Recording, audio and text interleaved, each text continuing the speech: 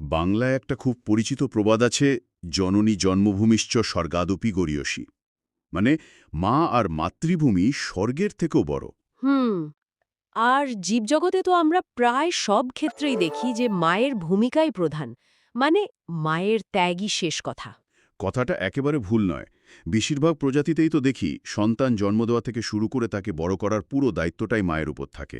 এটা যেন প্রকৃতির একটা সাধারণ নিয়ম। হ্যাঁ, এটাকেই আমরা স্বাভাবিক বলে ধরে নিই। কিন্তু প্রশ্নটা হলো, প্রকৃতিতে কি সব মাই এক নিঃস্বার্থ?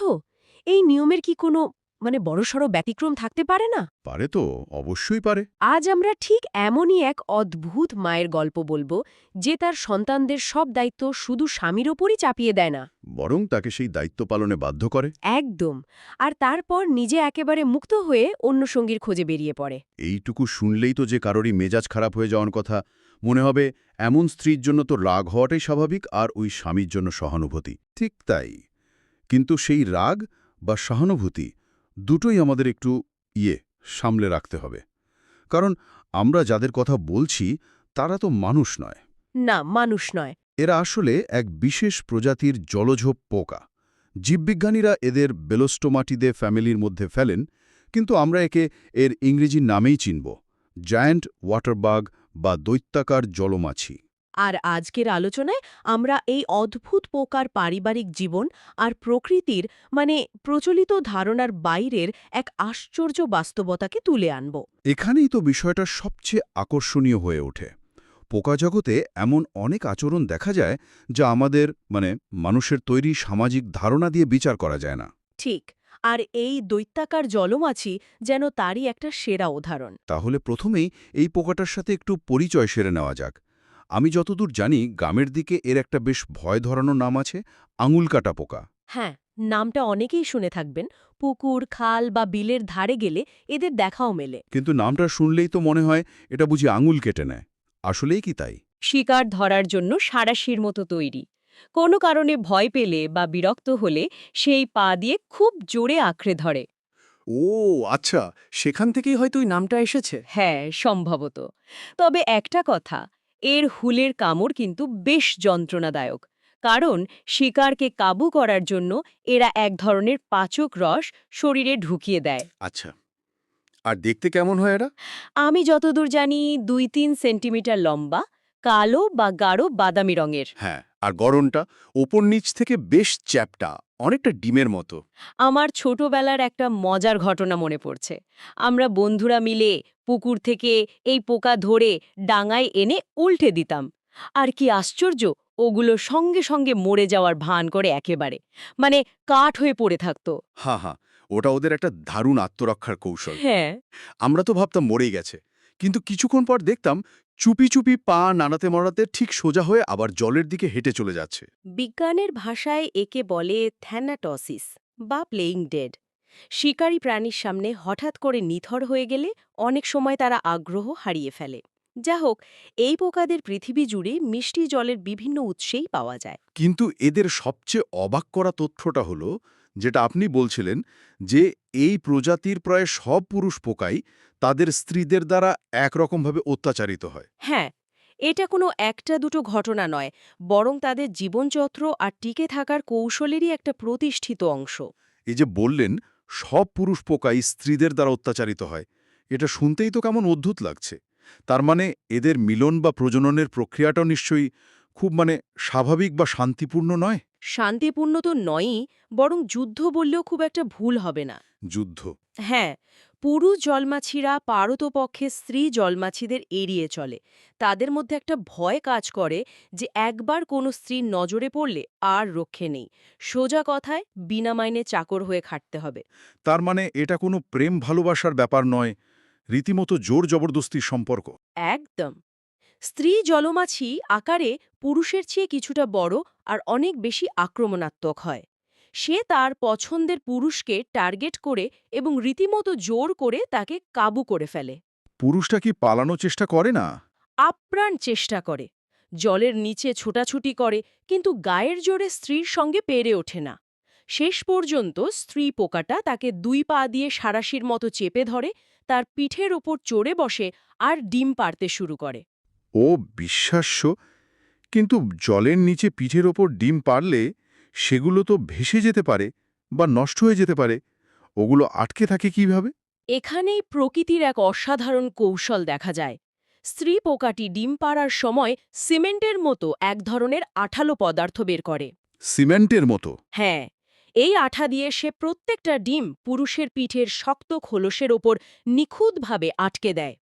এর দুটো প্রধান কারণ: এক, ডিমগুলো যাতে জলের স্রোতে ভেসে না যায়, আর দুই, পুরুষটি যাতে চেষ্টা করলেও ডিমগুলোকে পিঠ থেকে ছাড়িয়ে ফেলতে না পারে। ঠিক ধরেছেন, তাহলে ডিম পড়া হয়ে গেলেই স্ত্রীর কাজ শেষ?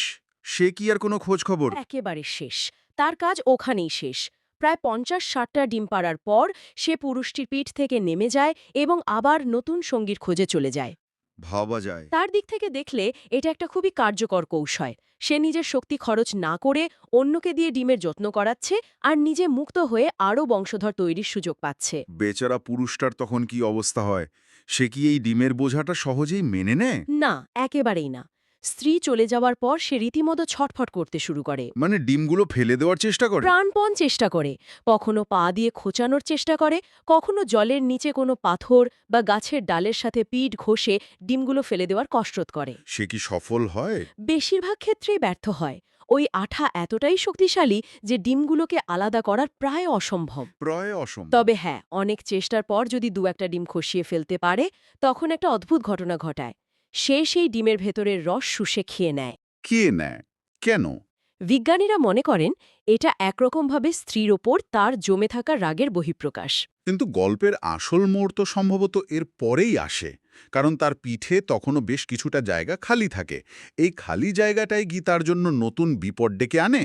ঠিক ধরেছেন, এখানেই নাটকটা আরও জটিল হয়ে ওঠে। অন্য স্ত্রী জলমাছিরা যখন দেখে যে কোনো একটি পুরুষ পিঠে অল্প কিছু ডিম নিয়ে ঘুরছে, তখন তারা তাকেই টার্গেট করে। হ্যাঁ, তারা তাকেই ডিম পাড়ার জন্য সেরা পাত্র হিসেবে বেছে নেয়। 1 মিনিট, এটা তো অদ্ভুত যুক্তি। যার পিঠে আগে থেকেই বোঝা আছে তাকেই কেন আবার বেছে নেওয়া হবে? এর পেছনের বিবর্তনীয় কারণটা আরও চমকপ্রদ। যে পুরুষের পিঠে ইতিমধ্যে ডিম রয়েছে, সে একজন উপযুক্ত এবং প্রমাণিত বাবা হিসেবে নিজেকে প্রতিষ্ঠা করে ফেলেছে। ও আচ্ছা। এর মানে হল সে শক্তিশালী, স্বাস্থ্যবান এবং সফলভাবে ডিম বহন করতে সক্ষম। তাই অন্য স্ত্রীরা নতুন কোনো অনভিজ্ঞ পুরুষের ওপর ভরসা করার চেয়ে এই প্রমাণিত পুরুষটির ওপরই ডিম পেড়ে নিজেদের সন্তানদের ভবিষ্যৎ সুরক্ষিত করতে চায়। ব্যাপারটা অনেকটা অফিসের সেরা কর্মচারীকে সবথেকে বেশি কাজ দেওয়ার মতো। হ্যাঁ, ঠিক তাই। যেহেতু সে প্রমাণিত, তাই সবাই তার কাছেই আসে। তার মানে ভালো বাবা হওয়ার জন্য তাকে আরও বেশি শাস্তি পেতে হচ্ছে। অন্য স্ত্রীরাও এসে তাকে জোর করে। হ্যাঁ, আর তখন একাধিক স্ত্রী পোকার মধ্যে রীতিমতো প্রতিযোগিতা শুরু হয়ে যায়। কে আগে ওই প্রমাণিত পুরুষটির পিঠে নিজের ডিম পাড়তে পারবে, তা নিয়ে তাদের মধ্যে লড়াইও বেঁধে যায়। লড়াই হয়। হ্যাঁ, এই প্রতিযোগিতায় যে স্ত্রী পোকা আগে পুরুষটির দেহ স্পর্শ করতে পারে, সেই সাধারণত জিতে যায়। ফলে দেখা যায় দ্বিতীয় বা এমনকি তৃতীয় স্ত্রীও এসে জোর করে ওই একই বেচারা পুরুষের পিঠে ডিম পেড়ে দিয়ে যায়। তার মানে তাকে শুধু নিজের সন্তানের নয়, এমনকি অন্য কোনো পুরুষের সন্তানেরও বাবা হতে হচ্ছে। ঠিক তাই, কারণ স্ত্রী পোকা হয়তো আগেই অন্য কোনো পুরুষের সঙ্গে মিলিত হয়েছে। ফলে একটা পুরুষকে নিজের অজান্তেই অন্যের বাচ্চাও বহন করতে হয়। সব মিলিয়ে একটা পুরুষ জলমাছির পিঠে প্রায় ১৫০টার কাছাকাছি ডিম জমে যেতে পারে। ১৫০টা! এটা তো তার নিজের ওজনের চেয়েও বেশি হওয়ার কথা। হ্যাঁ, বেশিই হয়। এই অবিশ্বাস্য পরিস্থিতির পর পুরুষটার কি হয়? সে কি হাল ছেড়ে দেয়, নাকি তার মধ্যে কোনো পরিবর্তন আসে? এখানেই এই গল্পের সবচেয়ে সুন্দর আর আশ্চর্যজনক দিকটা লুকিয়ে আছে। যখন পুরুষটি বুঝতে পারে যে এই ডিমের বোঝা থেকে তার আর কোনো মুক্তি নেই, তখন তার মধ্যে এক অবিশ্বাস্য পরিবর্তন আসে। কীরকম পরিবর্তন? তার সমস্ত প্রতিরোধ, সমস্ত রাগ ধীরে ধীরে মিলিয়ে যায় এবং সে তার পিতৃত্বের দায়িত্বকে সম্পূর্ণরূপে গ্রহণ করে। অসহায় স্বামী থেকে সে রূপান্তরিত হয় এক আত্মত্যাগী বাবাতে। সে কিভাবে এই ডিমগুলোর যত্ন নেয়? এই ডিমগুলো তো তার পিঠেই থাকে, জলের নিচে।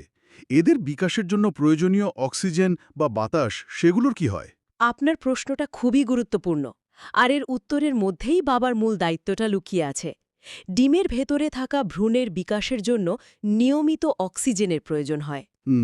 তাই বাবা জলমাছিকে একটা কঠিন কাজ দিনের পর দিন করে যেতে হয়। সে পিঠে ডিমের বোঝা নিয়ে নিয়মিত জলের সারফেসের ঠিক নিচে উঠে আসে এবং পিঠটাকে জলের বাইরে বের করে রাখে। ও, যাতে ডিমগুলো বাতাস পায়। একদম। এই প্রক্রিয়াকে এয়ার ব্রুডিং বলে। এতে ডিমগুলো সরাসরি বাতাস থেকে অক্সিজেন পায়। কিছুক্ষণ পর সে আবার জলের গভীরে চলে যায় শিকার করতে বা নিজেকে লুকাতে। এই ওঠানামা তাকে ক্রমাগত করে যেতে হয়। এই কাজটা তো নিশ্চয়ই খুব ঝুঁকিপূর্ণ। অত্যন্ত ঝুঁকিপূর্ণ। বারবার জলের ওপরে ওঠানামা করার ফলে সে শিকারী পাখি, মাছ বা অন্য জলজ প্রাণীর সহজ লক্ষ্যে পরিণত হয়। নিজের জীবনে ঝুঁকি নিয়েও সে বাচ্চাদের জন্য এই দায়িত্ব পালন করে যায়। প্রায় 15 দিন ধরে এই কঠিন দায়িত্ব পালন করার পর তাহলে ডিম ফুটে বাচ্চা আবার শুকুকিট বেরিয়ে আসে। এরপর তো বাবার দায়িত্ব শেষ, তাই না? না, এখানেই তার পিতৃত্বের আসল পরীক্ষা আর চূড়ান্ত আত্মত্যাগটা দেখা যায়। এর পরেও? হ্যাঁ, শুকুকিটগুলো ডিম ফুটে বেরিয়ে আসার পর পুরুষ জলমাছির মধ্যে পিতৃস্নেহ যেন আরও তীব্র হয়ে ওঠে। সে বাচ্চাদের আশেপাশে ঘুরতে থাকে, তাদের রক্ষা করার চেষ্টা করে। কিন্তু এর থেকেও বড় ত্যাগ সে অন্যভাবে করে। সেটা কি? সে খাওয়া দাওয়া প্রায় পুরোপুরি বন্ধ করে দেয়। খাওয়া বন্ধ করে দেয়। কিন্তু কেন? ঠিক এই প্রশ্নটাই আসে। সদ্য জন্মানো বাচ্চাগুলো খুব ছোট থাকে আর বাবার আশেপাশে ঘোরাঘুরি করে। ক্ষুধার্ত অবস্থায় বাবা যাতে ভুল করে নিজের শিকার ভেবে বাচ্চাদেরই খেয়ে না ফেলে। ও, এই ঝুঁকি এড়ানোর জন্য। ঠিক তাই, এই সহজাত ঝুঁকি এড়ানোর জন্য সে এই সময়টা উপোস থাকে। এটা একটা অবিশ্বাস্য সংযম এবং আত্মত্যাগ। তাহলে সে বাঁচে কিভাবে? এই কয়েক সপ্তাহ সে তার শরীরে আগে থেকে জমিয়ে রাখা চর্বি থেকে শক্তি সংগ্রহ করে বেঁচে থাকে, যতক্ষণ না বাচ্চারা কিছুটা বড় হয়ে নিজেদের মতো করে চলতে শেখে এবং তার কাছ থেকে দূরে চলে যায়। সত্যিই অবিশ্বাস্য।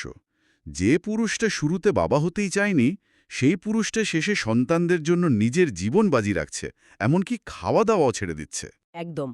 তাই সবশেষে এটাই মনে হয় যে সে জলমাছি হোক বা মানুষ, সন্তানের জন্য বাবার আত্মত্যাগ সত্যিই অতুলনীয়। এই পোকার গল্পটা আমাদের সেই কথাই চোখে আঙুল দিয়ে দেখিয়ে দেয়। আজকের এই আলোচনাটা এক কথায় অসাধারণ। আমরা দেখলাম কিভাবে দৈত্যাকার জলমাছির জীবনচক্র আমাদের সমাজে প্রচলিত লিঙ্গভিত্তিক ভূমিকার ধারণাগুলোকে একেবারে উল্টোপালট করে দেয়। যেখানে মা তার দায়িত্ব এড়িয়ে যায়, সেখানে এক অসহায় স্বামী সব প্রতিকূলতাকে জয় করে শেষ পর্যন্ত এক পরম আত্মত্যাগী বাবা হয়ে ওঠে। আর এই গল্পটা আমাদের অনেক গভীরে ভাবতে শেখায়। তাই শ্রোতাদের জন্য আমার একটা শেষ প্রশ্ন রেখে যেতে চাই। বলুন। প্রকৃতিতে স্বাভাবিক বা প্রচলিত বলে আমরা যা ধরে নিই তা আসলে কতটুকু সত্যি? এই জলমাছির গল্পটা শোনার পর প্রাণীজগতে বাবা বা মায়ের ভূমিকা নিয়ে আমাদের পুরনো ধারণাগুলো কি নতুন করে ভাবার প্রয়োজন আছে?